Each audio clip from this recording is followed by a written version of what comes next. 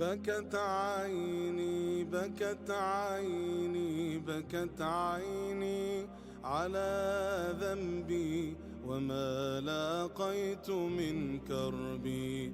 إن الحمد لله نحمده ونستعينه ونستغفره ونؤمن به ونتوكل عليه ونعوذ بالله من شرور أنفسنا ومن سيئات أعمالنا. من يهد الله فلا مضل له ومن يضلله فلا هادي له ونشهد أن لا إله إلا الله وحده لا شريك له ونشهد أن محمدا عبده ورسوله صلى الله عليه وآله وصحبه أجمعين. أما بعد فقد قال الله تعالى في محكم التنزيل بعد أعوذ بالله من الشيطان الرجيم بسم الله الرحمن الرحيم. إن الذين قالوا ربنا الله ثم استقاموا تتنزل عليهم الملائكة ولا تخافوا ولا تحزنوا وابشروا بالجنة التي كنتم توعدون. صدق الله العظيم. وقال نبينا صلى الله عليه وسلم في حديث الدين النصيحة. صدق رسول الله صلى الله عليه وسلم. புகழ் அனைத்தும் அல்லாஹ் ஒருவனுக்கே சொந்தம். அல்ஹம்துலில்லாஹ். அவன் கண்ணியமானவன், அவன் தூய்மையானவன், அவன் சங்கையானவன், எல்லா வஸ்துக்களையும் படைச்சவன், பரிபாலிக்க கூடியவன், ஆட்சி செய்யக்கூடியவன். அந்த அல்லாஹ்வை போற்றுகிறேன், புகழ்கிறேன். அல்ஹம்துலில்லாஹ் அல்ஹம்துலில்லாஹ். அந்த அல்லாஹ்வுடைய சலாத்தும் சலாமும் சாந்தியும் நிம்மதியும் முதற்கனும் பெருமானார் முஹம்மது முஸ்தபா ஸல்லல்லாஹு அலைஹி வஸல்லம் அவர்கள் மீதிலும் அவர்களுடைய தோழர்கள், துயர்ந்தவர்கள், குடும்பத்தார்கள், கியாமத் நாள் பரியந்தம் நம்மில் வரக்கூடிய சாலிஹான ஆண்கள் பெண்கள் அனைவர் மீதிலும் உண்டாவதாக என்றதன் பின்னால் புனித ஜும்ஆவுடைய குதுபாவை சாய்ப்பதற்காக வேண்டி, நிறைவேற்றுவதற்காக வேண்டி இந்த மஸ்ஜிதிலே குழுமியிருக்கக்கூடிய அல்லாஹ்வுடைய நல்லடியார்களே, எனது அன்பின் இஸ்லாமிய நெஞ்சங்களே, அந்த ரப்புல் இஸ்ஸத் அல்லாஹ் எங்கட வெற்றி விமோசனத்துக்காக வேண்டி எவைகளை எல்லாம் விலக்கி தடுத்து ஹராமாக்கி இருக்கிறானோ அவைகளை முற்று முழுதாக உடனடியாக சம்பூரணமாக வாழ்க்கையில தவிர்ந்து நடந்து கொள்ளும்படியும், எவைகளை எல்லாம் செய்யும்படி ஏவி இருக்கிறானோ அவைகளை இயன்ற அளவு வாழ்க்கையில் எடுத்து நடந்து கொள்ளும்படியும் முதலாவதாக எனக்கும் அப்பால் உங்களுக்கும் நசீஹத்தும் வசியத்தும் செய்து கொள்கிறேன். இன்றைய ஜும்மாவுடைய தலைப்பு அல்லாஹ் ஜல்ல ஷானுஹு குர்ஆன்ல 25 நபிமார்களை பத்தி சொல்றான். சுமார் இந்த உலகத்துல 1,20,000க்கும் மேற்பட்ட நபிமார்கள் வாராங்க. அதுல 25 பேரை அல்லாஹ் ஜல்ல ஷானுஹு எங்களோட உம்மத்துக்காக வேண்டி குர்ஆன்ல அவங்களோட சம்பவங்களை சொல்லி இருக்கிறான். அதுல ஒரு முக்கியமான நபி ஹஸ்ரத் யூசுப் அலைஹிஸ்ஸலாம் அவர்களுடைய வாழ்க்கை வரலாறு அல்லாஹ் சூரா யூசுப்ல சொல்றான். இன்னும் குர்ஆன்ல சில இடங்கள்ல அல்லாஹ் தொட்டு காட்டுறான். அந்த சூரா யூசுப் அலைஹிஸ்ஸலாம், யூசுஃபை ஏன் அல்லாஹ் அருளினான், அதுல எங்களுக்குள்ள பாடங்கள், குறிப்பாக எங்கட வாலிபர்களுக்குள்ள பாடம் என்னன்ற சம்பந்தமான ஒரு சுருக்கத்தை குத்துபாவில் உங்களோட பகிர்ந்து கொள்ளலாம்னு நினைக்கிறேன். Today's title would be the lessons from the life of our beloved Prophet Yusuf alayhi salam, especially for the youth of today. Yusuf அலைஹிஸ்ஸலாம் அவங்க ஒரு சந்தர்ப்பத்தில் சொல்றாங்க, நான் ஃபஅம்மா பினிஅமதி ரப்பிக ஃபஹத், அதாவது உங்களுக்கு அருளப்பட்ட நியமத்துக்களை பத்தி நீங்க சொல்லி காட்டலாம், பெருமை இல்லாம தேவைக்கு ஏற்ற இடத்துல எங்களை பத்தி நாங்க சொல்றதுல எந்த பிழையும் இல்லை. அதுக்கு ஒரு ஆதாரம் தான் யூசுப் அலைஹிஸ்ஸலாம் அவங்க சொல்றாங்க, நான் அன கரீமுன் இப்னு கரீம் இப்னு கரீம் இப்னு கரீம், சங்க செய்யப்பட்டவருடைய மகன், சங்க செய்யப்பட்டவருடைய மகன், சங்க செய்யப்பட்டவருடைய மகன், நான் சங்க செய்யப்பட்டவர். 4 கரீம், ஒரு பரம்பரை. யூசுப் அலைஹிஸ்ஸலாத்துடைய வாப்பா யாக்கூப் அலைஹிஸ்ஸலாம் ஒரு நபி, அவரது வாப்பா இஸ்ஹாக் அலைஹிஸ்ஸலாம் ஒரு நபி, அவரது வாப்பா இப்ராஹிம் அலைஹிஸ்ஸலாம். அப்ப இப்ராஹிம் அலைஹிஸ்ஸலாத்துடைய 3வது தலைமுறை தான் ஹஸ்ரத் யூசுப் அலைஹிஸ்ஸலாம். யூசுப் அலைஹிஸ்ஸலாம் is a descendant or the 3rd generation of the world renowned, the only prophet accepted by most of the human being living in this world. Jews, they accept Ibrahim alayhi salam. Christians, they accept Ibrahim alayhi salam. And we Muslims accept Ibrahim alayhi salam. As a Nabi, the most accepted by the human being is Ibrahim alayhi salam. His son Ishaq, another Kareem, a respected person. His son Yaqub alayhi salam is a respected person, and his son is Yusuf alayhi salam. And we have few lessons from his life. அதுல குறிப்பாக இன்னைக்கு எங்கள்கிட்ட உள்ள சில கேள்விகள், முக்கியமான கேள்விகளாக நான் தொகுத்து அதுக்கு பதிலாக அந்த சம்பவத்தை சொல்லலாம்னு நினைக்கிறேன். பொதுவாக எங்கள்கிட்ட இருக்கக்கூடிய ஒரு கேள்விதான், நாங்க நல்லது செஞ்சாலும் எங்களுக்கு சோதனை வருது. நாங்க நல்லதைத்தான் செய்யறோம், ஆனா எங்களுக்கும் சோதனை வருது. அல்லது யாரையோ பார்த்து, நாங்க ஒரு அவரேஜா இருந்தாலும் ஊர்ல உள்ள ஆக்கள், மஹல்லால உள்ள ஆக்கள், குடும்பத்துல உள்ள ஆக்களை நாங்க பார்ப்போம், அவங்க நல்ல விஷயங்கள் தான் செய்வாங்க. அவங்க யாருக்கும் தீங்கு செய்யறல்ல, யாருக்கும் அநியாயம் செய்யறல்ல. ஸ்டில் அவங்களுக்கும் கஷ்டங்கள், துன்பங்கள், கவலைகள் இருக்குது. வை, ஏன் என்ற இந்த கேள்வி இருக்குது. ரெண்டாவது, குறிப்பாக வாலிபர்கள், இந்த வியாபாரத்தில் ஈடுபடக்கூடியவங்களா இருக்கலாம், கோஆபரேட்ல வேலை செய்யக்கூடியவர்களா, தொழில் செய்யக்கூடியவர்களா இருக்கலாம். எல்லாத்தையும் மீட்கக்கூடிய ஒரு கேள்விதான், நான் எவ்வளவு முயற்சி செய்யறேன், நான் எவ்வளவு கஷ்டப்படுறேன், நான் எவ்வளவு நேர்மையா இருக்கிறேன், ஆனா எனக்கு ப்ரமோஷன் இல்ல, எனக்கு ப்ராஃபிட் இல்ல, ஏண்ட பிராண்ட் பொசிஷன் ஆகுது இல்ல, ஏண்ட பிசினஸ் நடக்குது இல்ல, நான் ஒன்றுமே செய்யலையப்பா. நான் தொழுதுட்டு தான் போறேன், நான் ஓத வேண்டிய ஓதல்கள் எல்லாம் ஓதுறேன், ஆனா ஏண்ட வாழ்க்கையில, வியாபாரத்துல, குடும்பத்துல சக்சஸ் இல்லை. நான் எல்லாம் நலவு தானே செய்யறேன், ஏன் சக்சஸ் இல்லை? மூணாவது ஒரு கேள்விதான், நாங்க இன்னொருத்தனுக்கு அநியாயம் செய்யலையே, ஏன் எங்களுக்கு மக்கள் அநியாயம் செய்யறாங்க? நாங்க யாருக்கும் நம்பிக்கை துரோகம் செய்யறோம் இல்லதானே, ஏன் எங்களுக்கு நம்பிக்கை துரோகம் செய்யறாங்க? நாங்க ஒருத்தருக்கும் கடன், எங்கட பாஷையில சொல்றா பொல்லு போடுறல்ல தானே, ஆனா ஏன் அவங்க எங்களுக்கு திருப்பி தராம வைக்கிறாங்க? ஏன் எங்களோட இப்படி நடந்து கொள்றாங்க? Imbalance.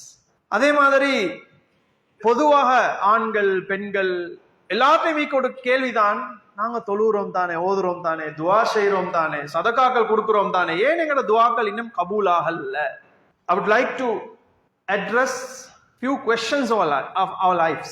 We normally ask, generally anyone would ask, being so good, being so nice, why bad things happen to us? We are nice, we are well-wishing for others, we are being honest, but still, why bad things happen to us? Accidents happen to us. And the famous question among youth in the market, could be businessmen, could be corporate people, could be anyone asking the question, as a family man, as someone who got married lately, they ask, why are we not successful yet? I'm doing everything right. The third question is, while being, I am honest, truthful, faithful, why people betray me? I haven't done anything wrong towards anyone. And the general, another question of ours, it could be from our ladies, our sisters, our families. We pray on time as a family at times. I am in the first saf, I give sadaqah, I make dua. Still, why not my duas are accepted? Every question has been addressed in the lesson of the Prophet Yusuf alayhi salatu wassalam. Allah Jalla Shanuhu சொல்றான் குரான்ல, யூசுப் சூரா யூசுப்ல, லகத் கான லகும் ஃபீ கஸஸிஹிம் இப்ரா. அல்லது சூரா யூசுப்ல அல்லாஹ் சொல்றான், என்ன சொல்றான்? லகத் கான ஃபீ கஸஸிஹிம் இப்ரத்துன் லிஉலில் அல்பாப். சிந்திக்க கூடியவர்களுக்கு, இந்த கேள்விகளை சிந்திக்க கூடியவர்களுக்கு நாங்க இவங்களோட சம்பவத்துல, இந்த குர்ஆனுடைய நபிமார்களுடைய சம்பவத்துல என்ன செஞ்சிருக்கிறோம்? பாடங்களை வச்சிருக்கிறோம், படிப்பினையை வச்சிருக்கிறோம், ஆன்சர்ஸ் வச்சிருக்கிறோம். Allah says in Quran, certainly in their stories, in the stories of prophets, it could be the Prophet Ibrahim, Prophet Musa, Prophet Yusuf, whoever, the stories in the Quran, there are lessons for people of understanding, those who are thinking of it, pondering over it. அதுல முதலாவது answer, முதலாவது பதில் தான், யூசுப் அலைஹிஸ்ஸலாம் சின்ன குழந்தையா இருக்கிறாங்க, ஒரு கனவு காண்றாங்க, சூரியனும் சந்திரனும் நட்சத்திரங்கள் எல்லாம் வந்து இவருக்கு சுஜூத் செய்யற மாதிரி. வாப்பாட்ட போயிட்டு சொன்ன உடனே வாப்பாக்கு விளங்கிருச்சு, நான் நபி, ஏண்ட சந்ததியில கட்டாயம் ஒரு நபி வரணும், அது யூசுப் தான் என்றது விளங்கி சின்ன வயசுல இருந்தே வாப்பா அவருக்கு அந்த நபியாக வர வேண்டிய ஒரு குழந்தையாக மதிச்சார். ஒரு எக்ஸ்ட்ரா கேர். 10 நாணமா இருக்கக்குள்ள சின்ன குழந்தை தானே, சின்னவங்களுக்கு இறக்கம் காட்டுறது மனித இயல்பு. அது இவர் கொஞ்சம் கூட இறக்கமா இருந்தார் யாக்கூப் அலைஹிஸ்ஸலாம். இதை பார்த்து கொண்டு இருந்த வெளியாக்கள் இல்ல, ஊராக்கள் இல்ல, தூர உள்ளவங்க இல்ல, வீட்டுள்ளுக்கே பொறாம ஆரம்பிச்சு, சகோதரங்களுக்கு இடையிலே பொறாம. ஏன் எங்கட வாப்பா இவனோட மட்டும் இறக்கம்? பொறாம வெளியில இருந்து வரல. முதலாவது பாடம், எங்களுக்கு அநியாயம் செய்யறது, எங்களுக்கு துரோகம் செய்யறது, எங்களுக்கு தவறு செய்யறது வெளியில உள்ளவன் இல்ல, எங்களோட உள்ளவன், எங்களை பத்தி தெரிஞ்சவன். நாங்க எங்கட வெற்றிகளையும் எங்கட சந்தோஷங்களையும் ஷேர் பண்ணக்கூடியவங்கட கண்ணூறு வாயூறு, அவங்களுடைய அநியாயம், அவங்களுடைய வஞ்சகம், அவங்களுடைய பொறாம தான் எங்களை முதலாவது அட்டாக் பண்றாங்க. இந்த பாடம் சூரா யூசுப்ல இருந்து அல்லாஹ் ஜல்ல ஷானு தஆலா. Jealousy is one of the main aspects from the story of Yusuf alayhi salam. He has been identified as a future prospect, probably the prophet. So his father identified him as a prophet, would be, because of his dreams or whatever happened in his childhood. So the father gave some extra care. Looking at this, the brothers, siblings, stepbrothers, those who were within the house started harming him. So the lesson for us is, not everyone who are close to you are well-wishers or wants you to be succeeded or successful in your life. Never. Not everyone around you. I saw a quote the other day on the phone. Every follower is not a fan, because a deer is being chased by a tiger. It's also a follower. The tiger is following the deer not as a fan, but to harm it. It's a prey. You are being hunted. Be very careful. Not every follower is a fan. But don't let others' jealousy make you bitter. You be sweet. You be nice. You be humble. You be polite. You be yourself. And the success comes in this story. Yusuf alayhi salam was successful later. He succeeded in the life. So your focus should be only in the plans of Allah subhanahu wa ta'ala, not them, not those who are harmful. ரெண்டாவது பாடம் தான், நீங்க யாராக எப்படி என்ன நிலைமையில இருந்தாலும் உங்களோட கேரக்டர், உங்களோட தனித்துவம், நீங்க யாருன்றத பாதுகாத்து கொள்ளுங்க. நீங்க யாருன்றத பாதுகாத்து கொள்ளுங்க. ஹஜ்ரத் யூசுப் அலைஹிஸ்ஸலாத்தோட பாடத்துல, அவர் சின்ன குழந்தையா இந்த நேரம் நானம்மா கொண்டு போயிட்டு கிணத்துல போட்டாங்க. முதலாவது அநியாயம் நடக்குது வீட்டுல, கொல்றதுக்கு தான் போட்டாங்க, கொண்டாண்டு நினைச்சிட்டாங்க. பின்னால ஒரு கூட்டம் அவரை எடுத்துட்டு போயிட்டு மிஸ்ர்ல கொண்டு போயிட்டு, நீ இந்த சம்பவம் தெரிஞ்சிருக்கும், சம்பவத்தை இன்றைக்கு நான் ஃபத்வாவாக எடுத்துக்கொள்ளல, நேரத்தை கருத்துல கொண்டு படிப்பினைகளை மட்டும் சொல்லி கொண்டு போறேன். ரெண்டாவது சந்தர்ப்பம் தான் யூசுப் அலைஹிஸ்ஸலாம் தப்பி பொழைச்சி மிஸ்ர்ல அடிமையாக விற்கப்பட்டதுக்கு பின்னால மாளிகையில வளர்றாங்க, கவர்னர்ட வீட்டுல வளர்றாங்க. கவர்னர்ட மனைவி, இவரு கட்டிலம பருவத்தை அடைஞ்ச நேரம், இவர் அந்த வாலிபத்துல ஆசைப்பட்டு அந்த யூசுப் அலைஹிஸ்ஸலாத்தை அடையிறதுக்கு முயற்சி செய்யறார். தனிமையில எல்லா வசதி வாய்ப்புகள், எல்லா சந்தர்ப்பங்களும் இருந்துச்சு ஹஸ்ரத் யூசுப் அலைஹிஸ்ஸலாத்துக்கு அந்த பெண்ணை அடையிறதுக்கு. ஆனா அவங்களோட பிரின்சிபலை விட்டு கொடுக்கல, எஜமானின்னு சொல்லி தன்னை அவங்க விட்டு கொடுக்கல. தெரியும் இதுக்கு பின்னால பெரிய பிரச்சனை வரும்னு சொல்லி போக்கஸ மாத்தல்ல. அப்ப நபியும் இல்ல, அவங்க சாதாரண ஒரு வாலிபர் என்றாலும் வாப்பா சொல்லி தந்த பாடங்கள் தலையில இருந்துச்சு. அவங்களோட தனித்துவத்தையோ அந்த பாதுகாப்பையோ அந்த பேரியரையோ தாண்டி அவங்க போகல. இதன் மூலமாக கூட அவங்க சோதிக்கப்படுறாங்க. இந்த பெண்ணோட வீட்டுல இருக்கிறதா, சிறைச்சாலைக்கு போறதா? யூசுப் அலைஹிஸ்ஸலாம் முடிவெடுக்கிறாங்க ஜெயிலுக்கு போறதுக்கு. இல்ல, எனக்கு இப்படிப்பட்ட ஒரு வாழ்க்கை தேவையில்ல, நான் ஜெயில போய்த்து நிம்மதியா வாழ்றேன், ஆனா நான் நானாக வாழுவேன், என் பிரின்சிபல்ஸை நான் விட்டு கொடுக்க மாட்டேன். அதனால அவங்க ஒரு உறுதியான வாலிபராக ஜெயில தேர்ந்தெடுத்து போறாங்க. The second lesson, protect your character, be within your principles, whatever could be the situation. circumstances. Because Yusuf alayhi salatu wasalam was betrayed by his own brothers and was thrown into a well to be killed. But Allah's plans is otherwise. Allah saves him, he survives, and he has a life in the Egypt. And I don't know whether it's luckily or unfortunately he was inside the governor's house. In our sides we see it's a fortune, it's a privilege to be grown up in the governor's house, but the circumstance is such, the governor's wife is trying to attain him, rather reach him in an inappropriate way, in a false way. So he Yusuf alayhi salam chose to be in the jail rather than leaving out his principles, committing a sin, being in a wrong relationship. No, I am not supposed to be. So he chose to be in the jail. You see, still, he's being around 20-25 now, have never seen success yet, being tested. He overcomes it. அதே மாதிரி அடுத்த ஜெயில தேர்ந்தெடுத்த நேரம் கூட ஒரு மனுஷனுக்கு சாதாரணமா ஜெயிலுக்கு போயலாது. நான் நினைச்ச அவர் நிரபராதியா இருந்தும் கூட, அவர் பிழை செய்யாத சந்தர்ப்பத்திலையும் அவருக்கு அநீதம் விளைவிக்கப்படுது. ஏன்னா அவர் அந்த பெண்ணோட தகாத முறையில அவருக்கு வழக்கு தொடுக்கப்பட்ட நேரம், அவர் இல்ல நான் அதை செய்யலன்றத சொல்லித்தான் அங்க போனார் வழக்குக்கு போன இடத்திலையும் அவங்களோட இன்ஃபுளுன்ஸை பயன்படுத்தி இவருக்கு எதிராக முடிவெடுக்கப்பட்டு தான் ஜெயிலுக்கு போறார். அநீதம் விளைவிக்கப்படுது என்றாலும் பொறுத்து கொள்றாங்க அல்லாஹ்வுக்காக வேண்டி. அந்த பாவத்தை விட்டு அநீதத்தையும் தாங்கிக் கொண்டு ஜெயிலுக்கு போறாங்க.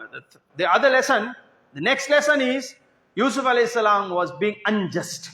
In the same case, he was taken to the courts and the verdict was against him, although he is innocent, but he chooses again the jail and he is inside the jail.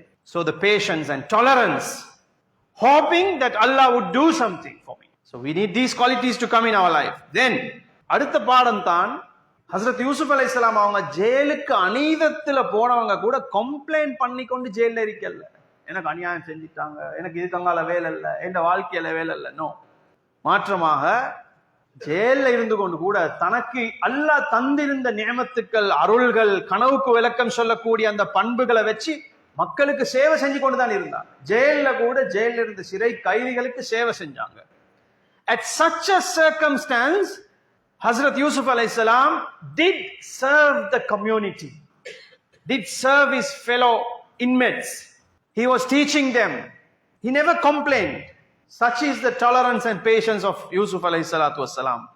Then, long story, நீண்ட சம்பவத்துக்கு பின்னால யூசுப் அலைஹிஸ்ஸலாம் அவங்க ஜெயில இருக்கிற நேரம் அரசன் கனவுக்கு விளக்கம் கேட்க வராங்க.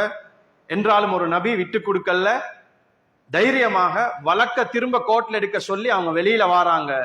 வந்து ஒரு வெற்றிகரமான பாதையில போக ஆரம்பிக்கிறாங்க. அவருடைய வழக்கு சரி என்று தீர்மானம் கொடுத்து அவர் வெளியே வந்து அவருக்கு மினிஸ்டர் போஸ்ட் கொடுக்கப்படுது. அவர் மினிஸ்டர் ஆனதுக்கு பின்னால கூட அவர் என்ன செய்யல, பெருமை அடிக்கல. அந்த அந்தஸ்த, அந்த பொறுப்பை தன பொறுப்பாக உணர்ந்து அதன் மூலமாகவும் பணிவாக மக்களுக்கு சேவை செஞ்சார். நான் ஒரு அதிகாரி, நான் ஒரு மினிஸ்டர், எனக்கு இவ்வளவு அநியாயம் பின்னால செஞ்சிருக்கிறாங்க, நானமார் இருக்கிறாங்க, நானமாருக்கு அநியாயம் செய்யணும், திருப்பி பழி வாங்கணும் என்ற தன்மை இருக்கல். When Yusuf alayhi salam finally attained the success or came out of the jail, he was appointed as the finance minister of Egypt that time, the minister of finance. Still, he wasn't so proud. He didn't forget the past. Yet, he didn't take revenge from their brothers, to a level that he never uttered the word well in the presence of his brothers, because they might get hurt remembering what happened in the past. Subhanallah, such was the quality, and he never lose hope. Yusuf அலைஹிஸ்ஸலாம் அவங்க எந்த இடத்துலையும் தந்த நம்பிக்கை விடல. அதனால இன்றைக்கு எங்களுக்குள்ள பாடம் என்ன தெரியுமா? இன்றைக்கு நீங்க என்ன நிலைமையில இருக்கிறீங்கன்றது முக்கியம் இல்லை. அதை வச்சு உங்களோட டெஸ்டினி இப்படித்தான் அமையும், நான் இப்படித்தான் வரப்போறேன், நான் இன்றைக்கு கஷ்டத்தில் இருக்கிறேன், கஷ்டவாளியாவே மௌத்தா போவேன் என்றது இல்லை. மாற்றமா அல்லாஹ் மேல நம்பிக்கை வச்சு கொள்ளுங்க, துஆ செஞ்சு கொண்டே இருங்க. உங்களையும் அல்லாஹ் ஒரு நாள் விடுவிப்பான். குடும்ப பிரச்சனையா இருக்கலாம், வியாபார பிரச்சனையா இருக்கலாம், எந்த பிரச்சனை அல்லாஹ் விடுவிச்சு உங்களுக்கு விமோசனம் அளிப்பான், வெற்றியான ஒரு வாழ்க்கை உங்களுக்கு தருவான். Never lose hope. Don't think that your circumstance today is your destiny, that is your final. No. Have hope in the mercy of Allah subhanahu wa ta'ala, as the way how Yusuf alayhi salam had hope. Allah will give you success. Definitely Allah will give you success. You have to be patient. You have to keep on making dua. You have to keep on praying. Keep on in the straight path. Allah will definitely guide you and make you successful. So, dear brothers, my dear fellow friends, we everyone want to be in the palace like Yusuf alayhi salam, but we don't want to be in that well. We don't want to be in the jail. We don't want to be given a verdict unjust. No, we have to come all this way to attain that success. மேலான கண்ணியமான சகோதரர்களே, பெரியார்களே, நாங்க எல்லாரும் அந்த அரச வாழ்க்கை, அந்த முந்தைய ஒரு காலம் இருந்துச்சு. நாங்க ஏழைகள் தானே, எங்களுக்கு அப்படி ஒன்று இல்லைன்ற ஒரு காலம். ஆனா இன்றைக்கு எல்லா வகையான டூல்ஸும் இந்த இன்டர்நெட்டும் மனுஷனை ஏழையிலிருந்து வெளியே கொண்டுட்டு நல்ல ஒரு பாசிட்டிவான மைண்ட் செட் எங்களுக்கு எடுத்துக்கொள்ளலும். முந்தி மாதிரி ஏழையா பிறந்தவன் ஏழையா தான் மௌத்தாகணும் இல்ல. இன்னைக்கு நிறைய பேருக்கு ஆசை இருக்குது, மோட்டிவேஷன்ஸை கேட்கிறாங்க. ஏலாம இல்ல, அடையலாம் அந்த சாதனைகளை, அந்த எல்லைகளை. ஆனா நாங்க பொறுமையாக துவாவோட நேர்வழியில இருந்தால் தான் நேராக அந்த இடத்தை அடையலாம். அதுக்கு ஷார்ட்கட் எங்கேயும் இல்லை. உண்மைக்கு ஷார்ட்கட் இல்ல. அல்லாஹ் ஜல்ல ஷானஹு நம் அனைவரையும் அந்த நல்லடியார்களுடைய பாதையில வைத்து, நபிமார்களுடைய பாதையில சென்று வெற்றி பெறக்கூடிய சாலியான கூட்டத்தை நம்ம ஆக்கி வைப்பானாக. May Allah give success in our lives as Allah subhanahu wa ta'ala gave the success to those prophets and those pious people in our past. Wa akhiru da'wana alhamdulillahi rabbil alamin.